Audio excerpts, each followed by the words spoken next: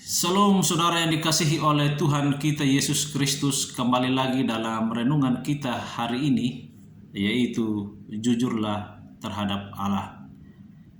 Bilangan 11 ayat 11 berkata demikian. Lalu berkatalah Musa kepada Tuhan, mengapa kau perlakukan hambamu ini dengan buruk? Dan mengapa aku tidak mendapat kasih karunia di matamu?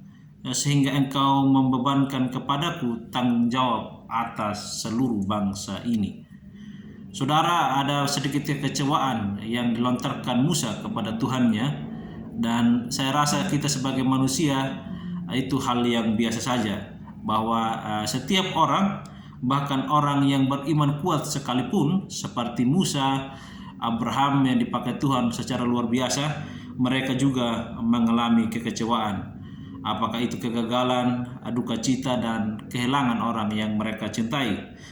Semua kita pasti mempunyai ambisi, entah bagaimana tetap tidak terjangkau. Kita punya planning, kita sudah berusaha, tetapi pada akhirnya juga gagal. Ya, semua kita akan menderita kemunduran atau pemisahan sementara dari anggota keluarga, tidak terkecuali yang dialami oleh Musa, hamba Allah yang setia ini. Suatu hari dia bertanya kepada Allah, "Ya Tuhan, mengapa engkau memberiku beban semacam ini dan kemudian engkau meninggalkan aku?" Musa merasa bahwa Tuhan sudah meninggalkannya dan membiarkan dia hidup di dalam penderitaannya. Tapi kita perlu sadar bahwa Tuhan tidak akan pernah meninggalkan orang yang dia kasihinya. Sering sekali kita yang merasa atau menganggap Tuhan tidak ada dalam hidup kita. Dan ini dialami oleh Musa. Musa menganggap bahwa Allah telah berbalik melawan dia karena semua hal tidak menyenangkan yang dialami ketika dia berusaha memimpin bangsa Ibrani melewati padang gurun. Kita semua pasti mempunyai pengalaman atau padang gurun bagi kita sendiri. Saya tidak tahu apa yang menjadi padang gurun bagi Bapak Ibu yang dikasihi oleh Tuhan, tetapi tentunya kita masing-masing mempunyai padang gurun yang kita lewati dalam hidup ini. Apakah itu karir, apakah itu studi, apakah itu masa depan, jodoh, dan lain segala macamnya. Tetapi pastinya kita punya padang gurun yang kita lewati, yang harus kita lewati dalam hidup ini. Ketika kita mengalami rasa kering secara rohani, maka kita kadang merasa Tuhan tidak berpihak kepada kita, dan terkadang hubungan yang hangat, berkembang dan menakjubkan yang kita pernah miliki dengan Allah menjadi layu. Seperti orang yang petobat baru, ya, ketika kasih mula-mulanya kepada Tuhan, dia begitu rajin membaca firman Tuhan, membaca kitab suci, mendengarkan khotbah yang menyegarkan jiwanya. Tetapi pada akhirnya ada waktunya kita mengalami kekeringan secara rohani. Itu terjadi karena mungkin kita sudah pikiran kita atau tujuan kita tidak lagi kepada Tuhan. Misalnya kita sudah melakukan dosa yang tidak menyenangkan Tuhan, atau Tuhan bukan lagi yang menjadi prioritas utama kita dalam hidup ini. Makanya kita mengalami kekeringan rohani dan membuat kita menjadi layu. Hubungan kita dengan Allah menjadi layu, dan kita sungguh tidak mengetahui mengapa itu terjadi dalam hidup kita. Pada saat seperti itu kita mungkin bergumul dengan iman kita. Itulah waktunya kita berseru kepada Allah dengan doa yang jujur. Tadi doa yang diungkapkan Musa itu adalah doa yang sangat jujur, ya. Dia berkata kepada Tuhan, "Tuhan, mengapa engkau meninggalkan aku? Mengapa engkau memperlakukan hambamu ini sedemikian rupa? Bukankah aku ini sudah tidak lagi berkenan di hadapanmu atau tidak?" Dan segala macam. Mengapa kita kehilangan keakraban kita? Mengapa kita terpisah satu sama lain? Kita hendaknya tidak merasa takut untuk berdoa secara jujur pada saat-saat kebimbangan atau kesukaran. Di dalam kesukaranlah kita berdoa dengan jujur kepada Tuhan. Kita harus mengakui ada begitu banyak kelemahan dalam hidup kita. Kita mungkin bisa saja protes sebagai bentuk kekesalan kita, ya, kepada peristiwa yang sedang terjadi.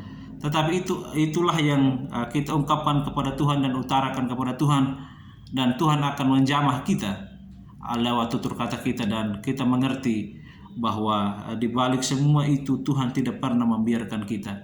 mungkin kita yang salah, atau mungkin kita yang sudah menyelewengkan firman Tuhan. Kita hendaknya tidak merasa takut untuk berdoa secara jujur pada saat kebimbangan atau kesukaran itu datang. Tidak apa-apa berdoa untuk memohon pengertian. Artinya kita memohon pengertian, kita mempertanyakan keadaan yang terjadi, kenapa begini. Lalu Tuhan akan mengilhami kita, anakku, sudah banyak hal yang kau lakukan, dan saatnya aku akan mengembalikan engkau kepada tempatmu. Bisa saja terjadi demikian. Kita semua hendaknya juga berkata dengan berterus terang kepada Tuhan, Allah tidak akan sakit hati karena apa yang kita lakukan. Dan kita tidak akan menjauhkan diri dari Allah karena seruan kita yang memohon pengertian, hikmat, koreksi, atau pertolongan. Karena itu janganlah kita takut membawa jiwa kita kepada Allah. Memang harus ke sana jiwa kita. Kita membawa supaya Tuhan menuntun jiwa kita.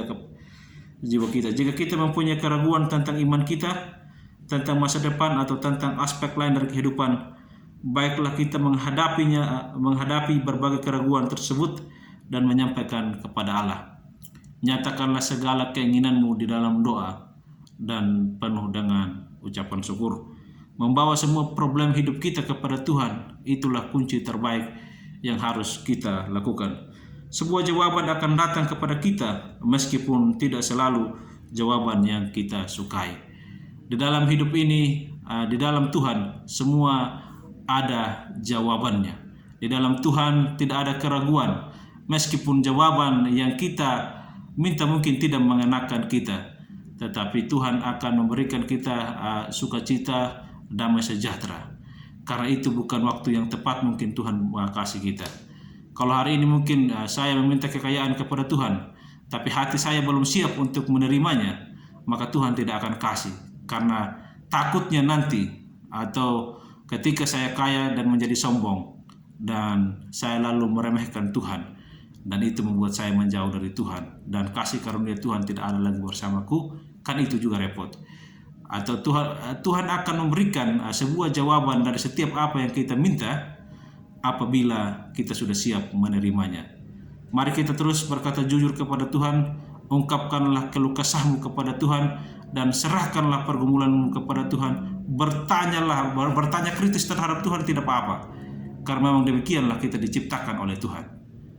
Satu peristiwa yang sangat terkenal itu ya, ketika Thomas berkata kepada teman-temannya, kalau saya tidak melihat bekas paku di tangannya dan bekas tusukan tombak di lambungnya, aku tidak akan percaya.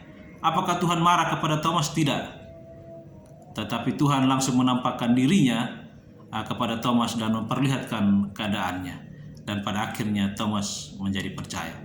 Sikap kritis kita perlu diuji, perlu disampaikan kepada Tuhan untuk kita bisa memahami maksud Tuhan dalam hidup kita. Jujurlah kepada Tuhan apa yang menjadi pergumulan hidup kita. Jujurlah kepada Tuhan apa yang menjadi keluh kesah kita. Jujurlah kepada Tuhan apa yang ingin kau kerjakan dalam hidupmu. Semoga Tuhan memberkati kita dalam setiap langkah hidup kita. Kata kuncinya adalah jujurlah kepada Tuhan apapun yang engkau gumuli dalam hidup ini. Tuhan beserta kita, Solideo